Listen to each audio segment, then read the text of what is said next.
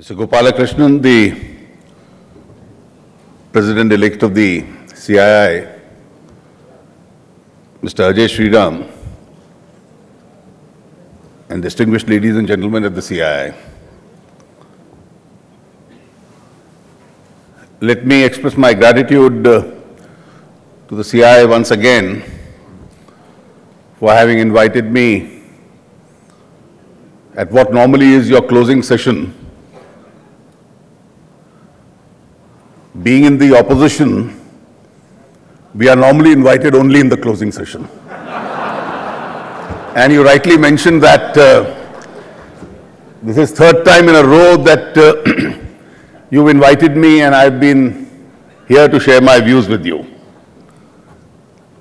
Well, I think when a member of my party starts inaugurating your conference, your questions will be a lot more diluted than they are in the last 2 days.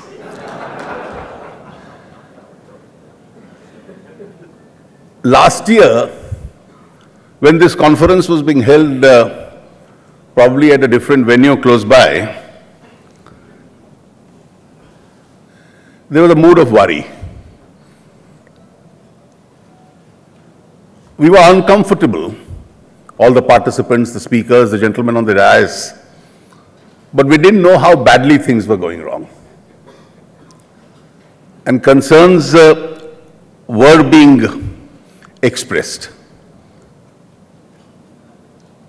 Last year has been extremely worrisome. And this is for the first time now in the last 2-3 years that we have in the last 2 decades or more a genuine worry of which is the direction in which we are moving.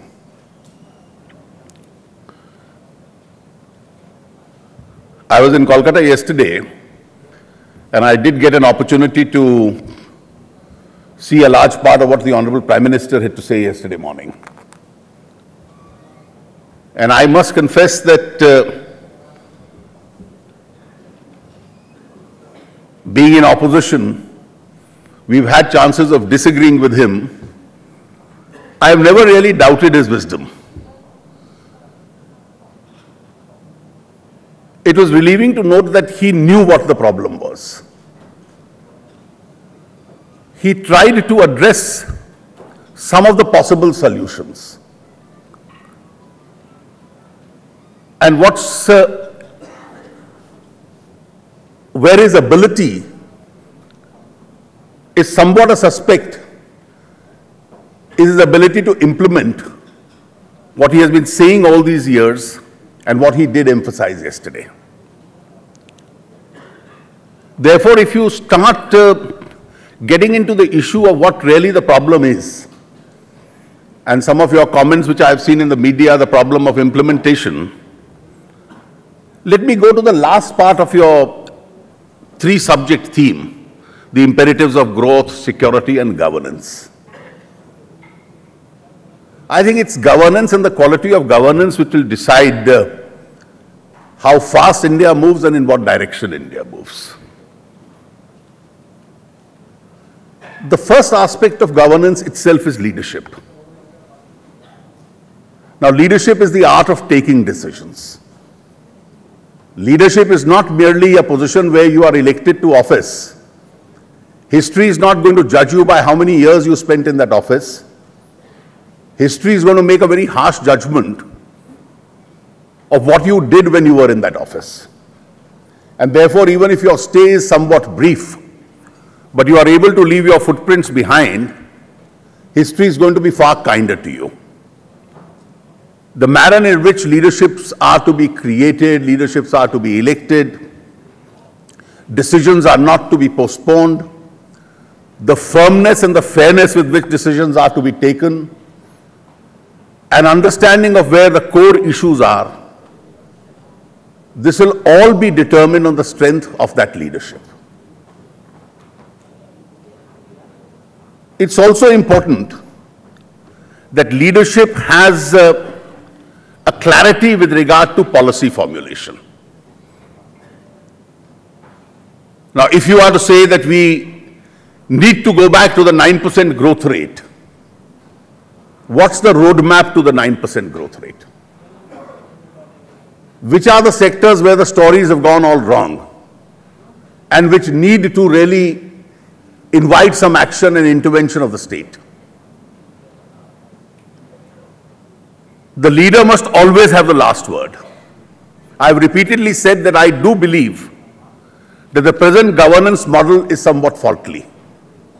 It's faulty because in a parliamentary democracy, particularly the largest parliamentary democracy in the world, it's the elected head of the government who must have the last word. And if the elected head of the government doesn't have the last word, and he has to follow what the dictates of others in his party are, then perhaps you will end up with a three-legged race, and that's been the tragedy of this government all these years. He must have the authority to overrule. He must have a big heart. He should be able to sit with his opponents, even in other parties, and decisions which are in larger national interest. With his extroverted style of functioning, he should be able to carry them with him. Some of the states are doing much better. Therefore, his ability to evolve a center-state relationship, even while executing those policy decisions, I think these are all important ingredients of a vision and a style that leadership must have. In governance today, the leadership must have credibility. If a leadership or a government is an object of a suspicion for a large part of its tenure, then its ability to implement decisions and enforce decisions itself will be rendered extremely weak. Now, in light of all this, I don't think we are looking at a governance model other than parliamentary democracy. I don't think we are looking at a model where there is an intention by anybody to say we don't carry the rest of the people with us. There is no model we are looking at where we discriminate between the states. We are not looking, we have a governance model where you share power between the center and the states. There's power which can be decentralized, which has been decentralized to some extent. A lot more needs to be done.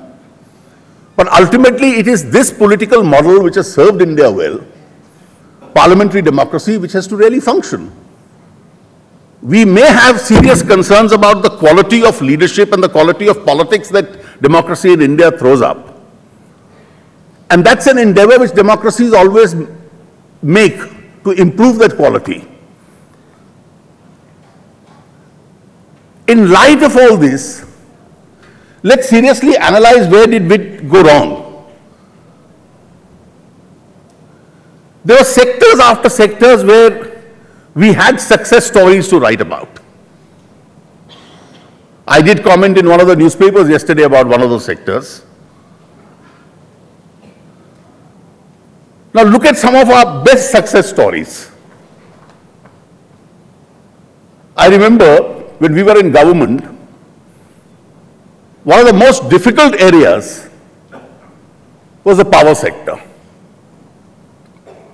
Mr. Suresh Prabhu first educated all his colleagues in the government. He educated members of parliament across political parties. He went to chief ministers. And finally, we came out with a formulation in 2003, the electricity bill. You started an effective implementation, the government changed. That didn't make a difference. It shouldn't make a difference in a democracy. And suddenly, extraneous events took over. And one of the most difficult sectors of reform, which was moving to a possible success story, 2 years ago, almost got caught in various scandals. Power plants were starved of coal. And today you have a sector which threatens to turn sick. Some people suspect that it may probably be India's first case of a subprime. That's where leadership had to determine, the Prime Minister had to step in when all this was happening. You had industry writing letters, you had members of parliament complaining, and you had a complete leadership failure when you allowed the sector to go astray. The biggest success story, I wrote about it yesterday, was the telecom sector. From 0.8% tele-density, you traveled to perhaps becoming the cheapest and the fastest telecom economies in the world. Even your selection of personnel. The first gentleman you select had a conflict of interest. The second one you select got involved in his own traps. So you had industry and investors suffering, you had civil servants involved who were caught behind bars, you had various peoples, and the whole success story had disappeared. And then I expected the third gentleman, my very dear friend, to at least break away with the past. Now, since he was cleverer than his two predecessors, he decided to teach us in the NDA lesson and said, let me detect an NDA scam. He went about detecting an NDA scam, he found nothing, and probably ended up killing half the industry in the process. As a result, you have perhaps one of the biggest success stories become one of the biggest concerns as far as Indian industry is concerned. It's here I ask myself a question. What was the leadership doing when all this was happening? This happened to power, this happened to telecom.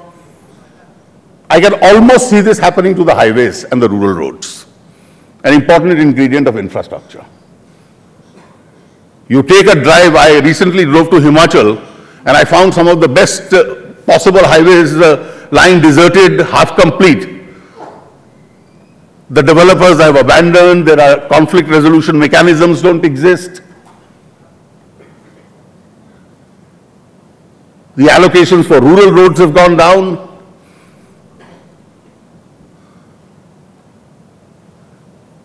I think as far as the economic management of the country is concerned, governments have to lay down a certain discipline for themselves. These three sectors, possible success stories I mentioned, the scope for ideological differences between party A and party B would be very limited. At the end of the day, everybody is speaking in terms of a possible 8-9% plus growth rate. You know the reasons. The Prime Minister probably knows it better than me. A government with almost no money in its pocket can't even indulge in social sector flexibilities and schemes. Job creation, revenues, they'll all depend on what your growth rates are. The environment depends on each one of these economic decision makings. It's very easy to come in the last year of your government and say, I am now going to fix timelines for myself.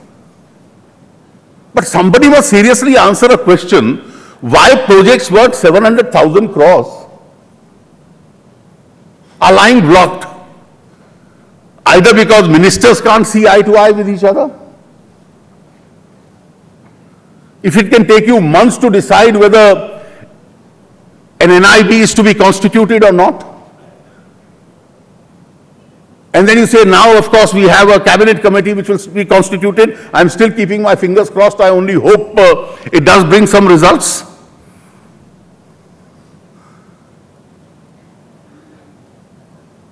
Some of the taxation moves, I don't go into each one of them, are driving international investors away.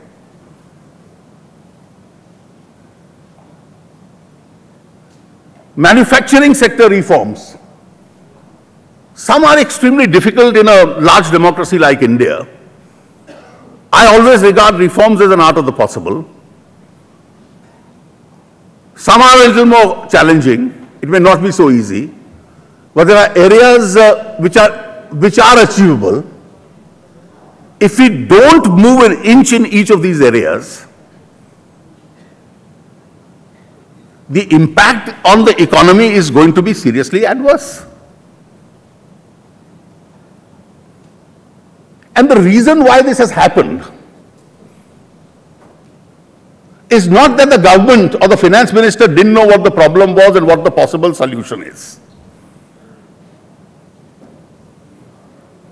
After listening to the Prime Minister's speech yesterday, I in fact read the whole transcript. He knew the problem, he knew possibly the answers. I think the priorities had changed. And the priorities were you don't implement all this. It's not the quality of governance which is going to win you elections. Somewhere in this tenure, UPA 1 and UPA 2, you go in by a different kind of an agenda, and therefore you expand expenditure in different areas. Even when you could see the challenge in front of you, you expanded expenditure. So when you waived off the bank loans, when you started various other schemes, you expanded expenditure even though you had limited resources. And then you turned around and said, well, this time I'm curtailing all of them, so I'm bringing fiscal prudence. So when you indulged in fiscal indiscipline, you wanted credit for that, because that brought you some votes. At this time, you wanted the CII to pat you on the back because you brought back some fiscal discipline.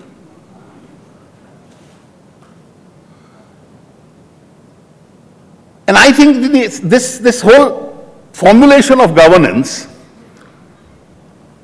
was all oriented towards a particular way of winning elections and getting votes. And even if you didn't have enough seats, you could use the coercive structure of the state, the CBI and various other agencies, to make sure that certain parties have no option but to support you. The vulnerable are always pliable. So when I read Mr. Mulayam Singh Yadav's statement today,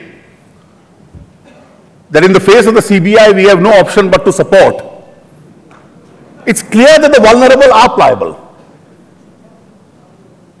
Their Bengal ally was not vulnerable from the point of view of CBI. But the two UP allies are vulnerable, and therefore they could also derail the agenda in their own manner, and you could use the coercive power of the state. I can assure you that large democracies like India are run by big-hearted men. You misuse the CBI against state governments and opposition parties. You disturb the agenda as far as consensus on various issues is concerned. Of course, there must be consensus on economic issues, but consensus on economic issues doesn't emerge in the abstract. It emerges if there is an environment where institutions are not being misused against each other, where you are politically opposed to each other, but you are still in a position to sit across the table and say, in a larger national interest, these are the issues we work together on. And I think, therefore, it's really, when you speak in terms of imperatives of growth, it's that governance model. And I don't subscribe to that governance model where people say the system must now be changed. Well, the system is going to be parliamentary democracy. Your centralization or decentralization of power can increase. It's good if it increases. Your accountability norms must increase. Two more brief points before I take the chair and be open to various questions on what I've said. One is, we must be seriously concerned about the credibility of governance. There is already a lot of suspicion about the system which remains, and therefore institutional mechanisms are some which have to be seriously improved in India. The credibility of premier investigative agencies is in serious doubt. It suffered a setback. Secondly, on this issue of security which you mentioned, I think this is an issue of great concern to India, because security disturbs the entire investment. In a large part of India, it disturbs the investment environment. And there are very large parts of India which have remained disturbed on one occasion or the other because of this. We were fortunate down south we had a problem, we got out of it substantially. Punjab we got out of it. But there are three serious areas which still remain. Kashmir and the problem of cross-border terrorism. Kashmir remains a part of the unfinished agenda of Pakistan after 1947. They have to realize that the age of redrawing boundaries is long over. The Maoist problem is seriously affecting governance, development, even security in a very large part of central India. I think this endless debate of development versus security must end. Both measures have to exist. Collectors and PWD departments can't enter those areas where there are landmines. Even to develop those areas, you have to have an adequate security measures in those areas. The Maoists are not any form of reformers in those setups. Their ultimate object is to overthrow India's parliamentary democracy and substitute it with some kind of an ideological ultra-left democracy. Or to use the word democracy itself would not be a correct phrase. The Northeast is another neglected region. And I think for some of us who visit that area repeatedly, their complaint of neglect is genuine. And therefore, when we spend a very large part of our national resources on various schemes, simple things like connectivity and other developments in those areas is something which has to be of prime concern, so that the insurgency in some of the states itself can be diluted. But to deal with the issue of security, we cannot and must not give the impression of being a soft state. Security issues must never be linked up to our ability or desire to get additional votes. They have to be linked up only and only to our national sovereignty concerns. And if large part of India, let's say 150 to 200 districts of the country are disturbed, you are then looking at those districts where in terms of development and growth also there is a big hole as far as the national average is concerned, besides being issues of very serious concern to the local population in those areas.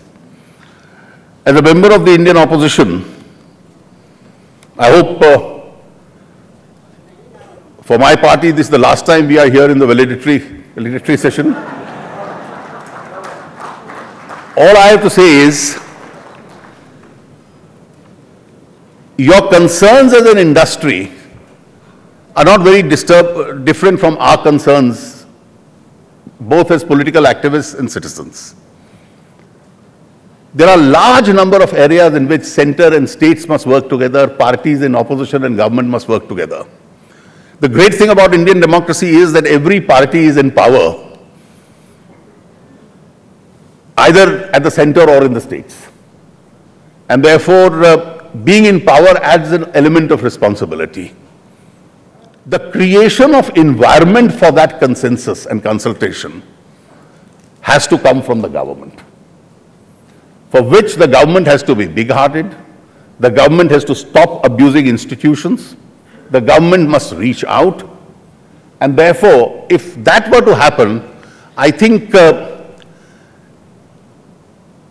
history from 1991 to 2004 was a much better chapter in this kind of a cooperation, where people understood these issues much better and realized the benefits. And perhaps this lost opportunity. We've lost some advantage, but India can be in a position to regain that advantage even now. Thank you.